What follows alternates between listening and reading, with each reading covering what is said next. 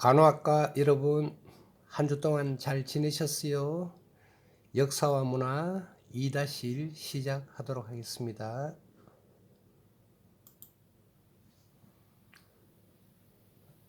우리는 역사와 문화 속에서 문화를 먼저 공부하고 있습니다. 오늘은 문화가 어떻게 기능을 작동하느냐라고 부터 먼저 시작하겠습니다. 문화의 본질은 사회의 건전한 재생산에 있습니다. 이는 달리 말하면은 우리 사회의 생활 양식에서 문화라는 상징 체계를 가지고 계속 재생산에서 조금 발전되면은 업그레이드라고 볼 수가 있겠죠. 발전입니다. 그죠? 그래서 문화가 없으면은 우리는 아마 상당히 사람답지 못한, 지능직이지 못한 그런 상황의 삶이 되지 않을까. 도구도 없고 다음에 여러 가지 어떤 그 인간으로서 존엄이라든지 그런 향상된 삶이 어렵다. 그래서 우리가 구성원인 우리는 사회에 존재하고 있는 삶의 양식, 삶의 베이스를 배워가지고 계속 선조부터 배워서 우리는 습득해 나간다. 기술이 발전되는 거죠. 그리고 사회가 정한 상징 체계를 습득하여 사용하고 있다는 그런 말이 되겠습니다. 그래서 이는 달리 말하면은 기존의 우리가 계속 누리고 있는 질서와 규범, 가치를 따라서 사회가 건전하게 정착되게 발전한다.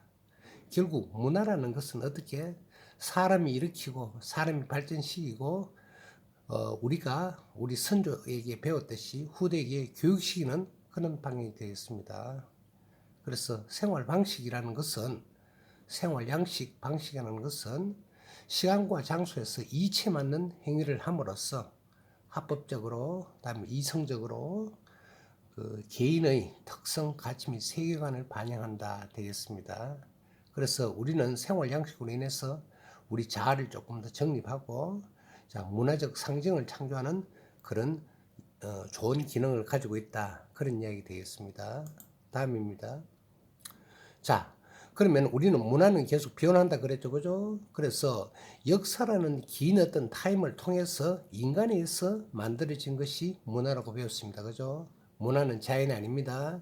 우리가 보는 산, 숲, 다음에 강, 그리고 변하는 기후, 이거는 자연이죠, 그죠? 그러나 문화는 인간에 의해서 만들어졌다. 문화의 자연화라고 되어 있습니다. 문화의 자연화, 이런 말은 뭐 하면은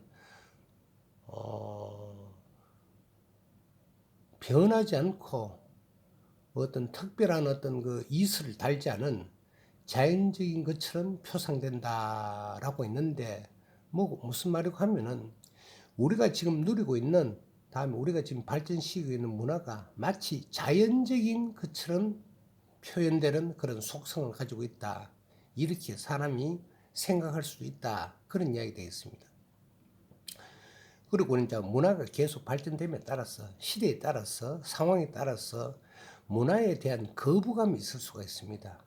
왜냐하면은 이 문화가 사람에 따라서 집단에 따라서 민족에 따라서 억압이 될 수도 있고 억압에 따른 새로운 징벌이 나타날 수 있는데 예를 들면은 우리나라에서 일제강점기가 있었죠. 그죠? 그 일제강점기에서는 모든 것을 일본식으로 요구를 합니다. 예를 들어가 일본말을 쓰라. 창씨개명 일본 이름으로 바꿔라. 물론 국민 대다수는 그렇게 했을지는 모르겠지만은 선각자들, 다음에 나라를 이끄는 지도자들은 우리나라가 너희 속국이냐, 너희 식민지냐, 아니겠다. 그럼 일본 사람들은 어떻게 합니까? 안 되겠다. 혼을 내야 되겠다 하면서 감옥에 가두고 벌을 주고, 그래서 문화는 거부가 될 수 있고, 또 신문화의 추구는 새롭게 계속 문화가 발전되면서 변화를 시도한다. 그렇죠. 문화는 살아있는 생물이다. 변화를 시도한다. 그런 이야기 되겠습니다. 자, 결론적으로 말씀드리면 문화는 우리 사람들을 한 세의 구성원으로 편입시킨다. 그렇죠. 한 그룹으로 만든다. 그래서 기존에 해왔던 삶의 양식과 상징 체계를 교육시킨다. 그럼으로써 사회를 건전하게 발전되는 재생산을 하기는 하는데 끊임없이 균열보다도 어떻게 조금씩 서로 이제 화합을 함으로써 변화한다. 그런 의미가 되겠습니다. 넘어가겠습니다. 새로운 용어가 나오는데 빨간 글자를 볼래요? 문화 접변. 접변은 무슨 말이고 하면은 우리 사람들은 끊임없이 어떻게 거주를 이동하죠. 그죠? 그럼으로써 새로운 어떤 문화와 접촉이 됩니다.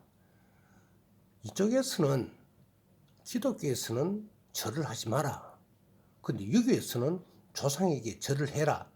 이런 예를 든다면은 이질적인 집단의 생각에 의해서 접촉하고 충돌하고 갈등함으로써 어떻게 융화가 된다. 기독교에서는 절을 하지 마라. 제사를 지내지 마라.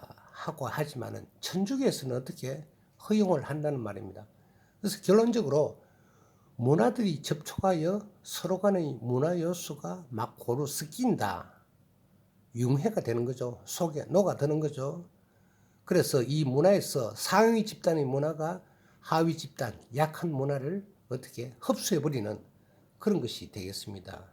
그래서 문화 접변은 다시 하나면은 새로운 문화, 서로 마주침으로써 충돌, 갈등을 통해서 어떻게 새로운 문화로 창조되는 과정이라고 볼 수 있다.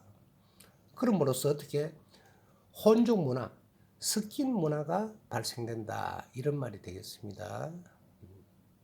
그렇죠. 우리가 보면은 지금 옛날에 한복이 있죠. 그죠? 고유 한복이 어떻게 양식하고 결합돼서 어떻게 변형된 한복, 개량 한복이 나올 수도 있고 예를 들었습니다. 그 문화 접변은 두 가지가 있습니다만은 동등한 교류가 있고 그렇죠. 1대1로 차등 문화 교류는 강한 문화와 강한 문화가 약한 문화를 지배를 한다는 그런 되겠습니다. 그죠? 그래서 식민지를 개척할 때 제국주의 스페인이라든지 다음에 포르투갈이라든지 영국이라든지 어떻게 기독교를 가지고 아프리카로 들어갑니다. 그럼으로써 그 모든 사람들을 기독교 내지는 천주교화 시키고 어떻게 성당을 짓고 이러는 등 침략의 도구, 다음에 복종의 도구로 쓰인다. 그럼 어떻게 높은 문화가 낮은 문화를 파괴 내지는 침탈했다. 그렇게 되어 있습니다.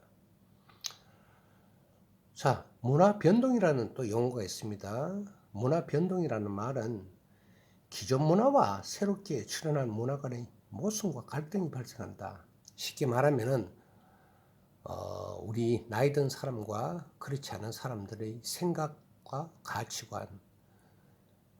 저희들이 어릴 때는 예절을 중요시 여기고 도덕이라는 과목을 배우고 다음 아침에 국기를 올리는 국기 상향식, 저녁 6시 되면 국기 하강식, 애국가가 불러 퍼지면 가슴에 손을 대고 했습니다. 근데 지금 이게 다 없어져 버렸죠. 그때는 애국을 강조했다. 그런데 이제 지금 예를 들어 가지고 그런 제도가 생기면은 많은 젊은 사람들은 반발을 하거나 그다음에 거부를 하지 않겠느냐 되겠습니다. 다음 마지막으로 문화 지체가 있습니다. 주로 물질 문화에 해당되는데 적응하지 못하고 어떻게 지체되는 현상이다. 새로운 문물이 들어왔을 때 어떻게 이것이 바로 정착하지 못하고 막 갈등이 섞이는 그런 현상이 되겠습니다. 예를 들어 가지고 새로운 핸드폰의 발견, 그다음에 새로운 어떤 그 기종이 나왔을 때는 나이 든 사람은 거기 기기에 적응을 못하죠. 홈베이킹 같은 거 못하죠. 그래서 은행에 갈 수밖에 없습니다. 근데 젊은 분들은 어떻게 합니까? 그것이 맞지가 않다. 그런 이야기 되겠습니다. 자, 그러면 이제 마지막으로